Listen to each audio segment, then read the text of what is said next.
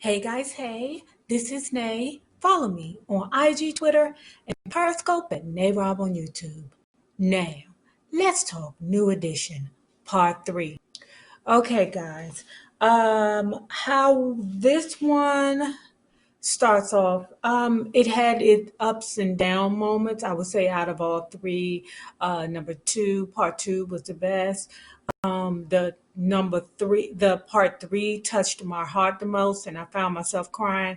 I don't know about you guys, but every time I go to a New Edition concert and I can feel like the end coming, like when they do their little montage of all their old songs, it just, I don't know, it just makes me so emotional. It kind of like breaks my heart. At any rate, it opened up with the "If It Is in Love" video. They did a great job with replicating all the videos. I mean, it was amazing, and I don't know why I was under the impression that it was Ricky's big brother who was in the video when they originally made it, but it wasn't Ricky's big brother. It was Ron's uncle who was, the guy in the video. But I knew he was related to somebody. And the guy that was the barber for Bobby Brown who cut the Gumby, that was DC Young Fly, if you guys don't know who that is.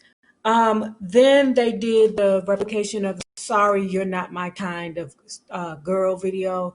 Oh man, I love the song because I think it's the most truth that a man could ever say to a woman. Yeah, you're a perfect woman. You're beautiful. You're nice. You're sweet. You're kind. But you're just not what I'm looking for. And there are times in my life where I've had that not said to me, but I wish that men would have said that to me instead of stringing me along. Because sometimes guys come across a good woman, but they know that they're not ready for that good woman, but they're so selfish that they just string the woman along. And to me, I think it's just honorable when a man can say, you're not my kind of girl.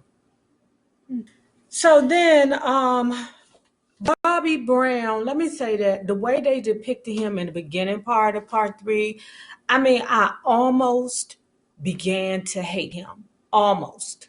Because I was like, this bad boy is too much of a bad boy. He was an arrogant asshole, and that's all I have to say about it.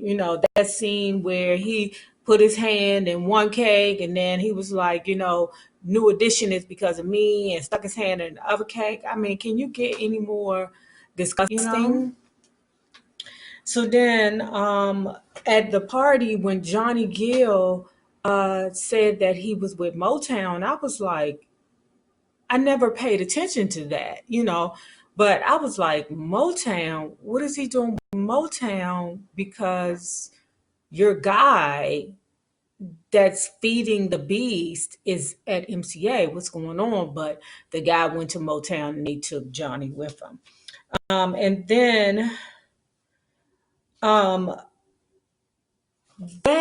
the scene came up when they were on Video Soul, I think it was, and I forget the name of the girl who was Sherry Shepherd.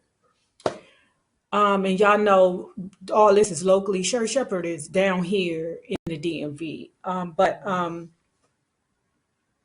she's a comedian too. The young lady that portrayed Sherry Shepherd is a comedian also. When I look at it, it is a cast of stars. It really is. But what Michael did, that when he embarrassed Ralph in front of the camera and was like, hey, if you need some help, come to me, because he felt like he was the man. I mean, and they were just taking shots at each other. It almost made me want to like reach through the screen and like smack all of them in the face. And it was just pure ego sitting on that couch. And the only one that seemed to be the most reserved was Ralph Tresvant at that point, and Johnny Gill at that point, that particular point. I'm sure, they showed moments where Ralph was out of control and each one was out of control. The one who never really seemed out of control was Johnny, and I guess because he was last to come, last one hired be the first one fired. Tell me what you feel, because during that Video Soul interview, BBD was on fire. But to me, guys, out of all the solo projects, considering BBD being an entity of itself, one solo project, BBD and My Prerogative seem to be the most, I can't even describe it. BBD was awesome. Incredible. And remember when the BBD album came out, it came out during a time where they were doing remixes. And I don't know why they don't do that more often. Like they released their album, and like no more than 2, 3 months later, they released the remix. So they were, continuing to capitalize off of the momentum. So Johnny Gill did a great job, but not as good as Bobby Brown and BBD. I'm telling you, BBD like took us by storm. You hear me? The producers they had with them, the remixes, their dancers were incredible. Just the videos, everything about BBD was on fire. And when Mike made that comment to Ralph, like, if you need some help or anything, come on over, I thought it was quite disrespectful. But I'm going to tell you a little more about Michael Bivins, because that's a ninja right there. That's a ninja. So, what was funny during the interview also was they were saying that we were in the works of making a video, another NE album in 6 months, and it ended up being in 6 years, and that was a fatal flaw. You must capitalize off of the momentum. Ricky was a pill popper. Like, who knew? And I'm glad they showed that, because I loved how they didn't let it be that Bobby was the only drug abuser, which I felt was jacked up, because they let Bobby stand alone out there on the junkie mountain by himself alone. And I felt like that was not right. That was not fair. And I'm glad that Rick owned up to his demons, because people need to know that they're human and they're not alone. That's the number one. The Home Again tour. And that's when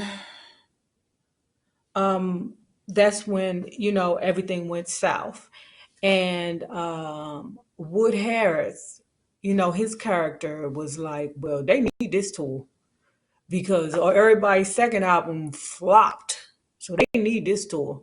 But the thing about it was, the only people that were on the tour that was making money was, they made money outside of the tour, was Bobby Brown and Michael Bivins. Why? Because, Michael Bivins had, Boyz II Men and ABC and all his other, endeavors that were going on, because he was managing groups and, producing groups and things like that. But let me say this. Let me give you this information. Michael Bivins is a ninja. Let me tell you why you're a ninja. Because I seen those little boys from ABC's grown up, okay? And those little boys said specifically that they didn't even know that it was over until they stopped receiving sneakers.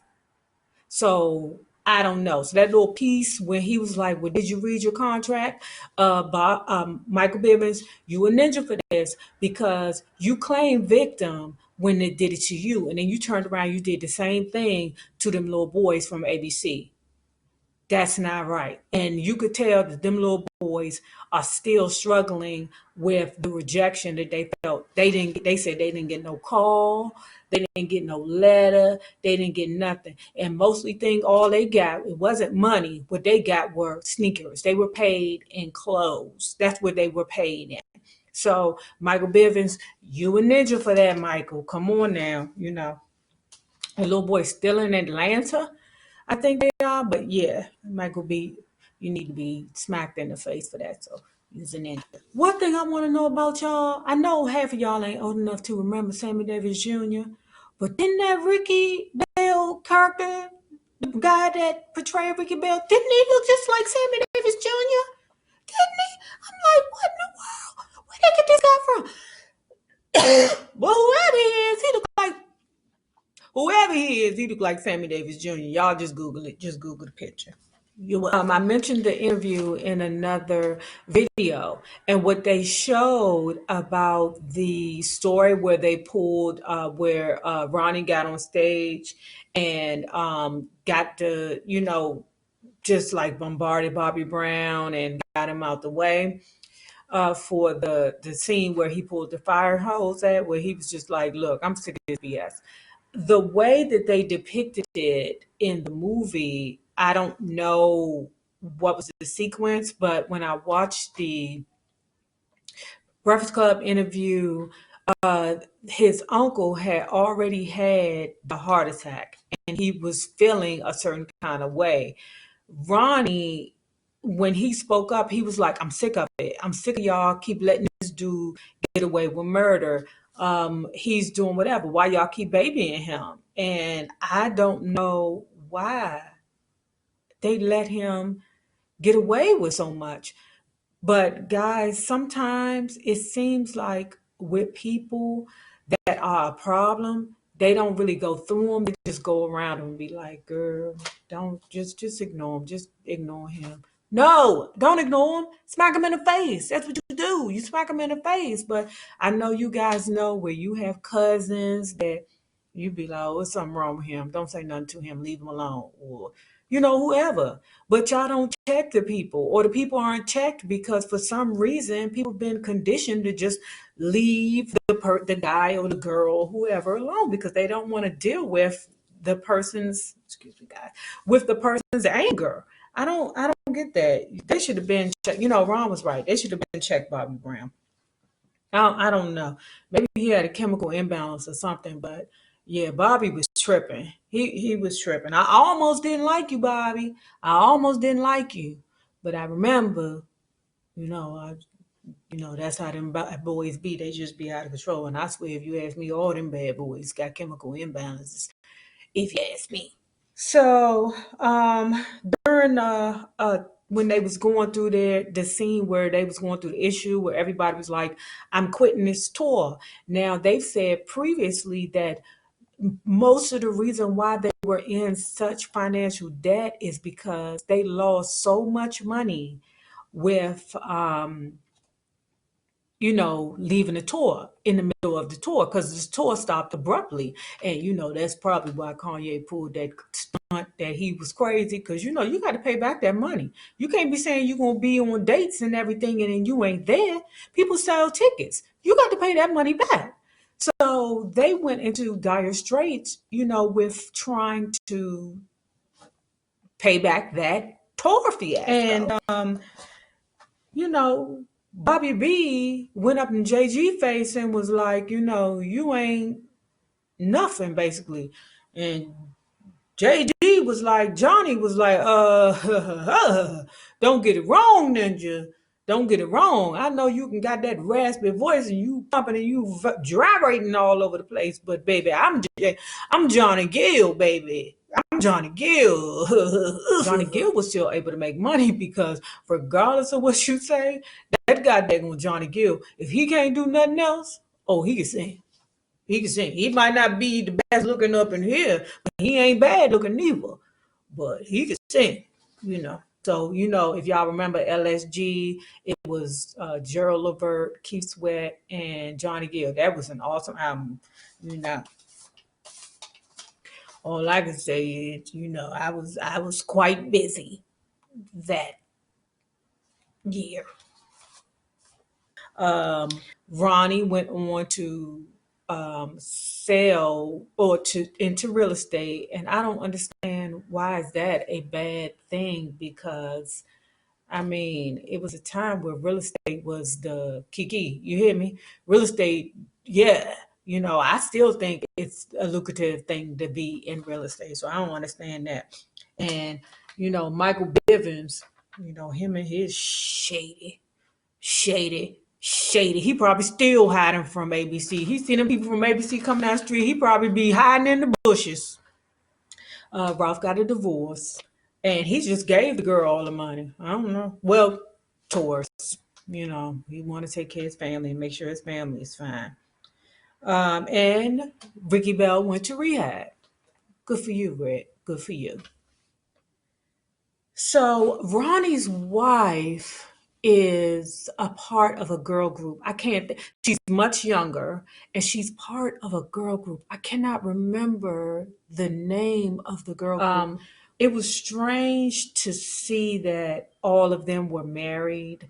I think you have to almost, like, I know that that was something they almost hid because until they got older, because we don't want to feel our men getting married. I don't want to see none of New Edition married. None of them. Not none of them. I want to think that they are going to be single and available to me forever. They came together for Ronnie's wedding, and it was very, very commendable for Bobby to apologize. It was commendable for all of them to apologize, but it's not like they still didn't have their problems. But I really hope this movie is able to allow these men to get everything off their chest so they can feel better about, what happened, because, you know, they lived their lives with each other, and it was basically about perspective. Ralph was saying that I felt like I was alone every time I was on stage. I felt like I was doing this for me. And it was crazy because where do you get these thoughts?